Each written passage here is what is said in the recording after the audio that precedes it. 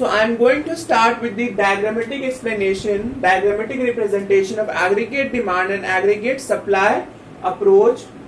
All the assumptions that we have discussed you have to keep in mind while drawing this model. Okay, we will take two axes, draw two axes everyone. Okay, use scale for drawing that. This is the horizontal axis, is your x-axis, we all know. This is your origin and this vertical axis is your y-axis. Alright, on the x-axis we will take the national income, or it can be called as national output or employment.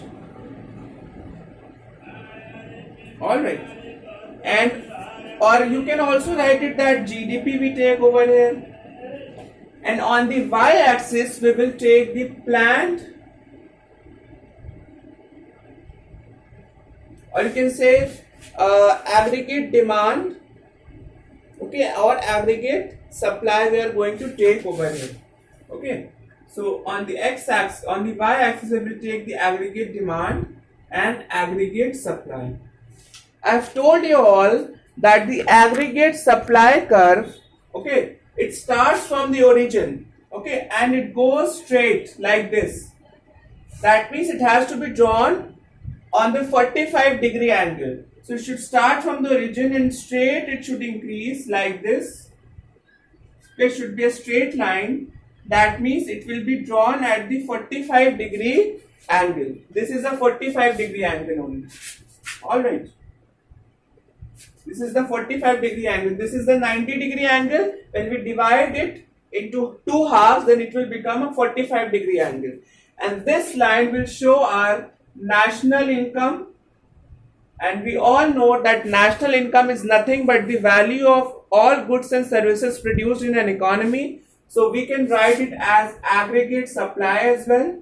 And we all know that it is equals to consumption plus savings. Alright. So do not forget all these things, these identities. Then if we want to show the consumption line, we all know that according to Keynes, in the short run the consumption line starts from the y-axis, because even at the zero level of income there was some positive consumption that was known as the autonomous consumption. Okay, so now let us draw our consumption line.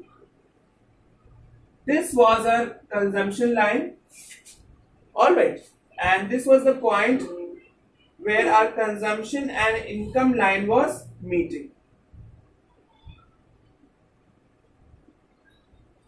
So mark it as Y0.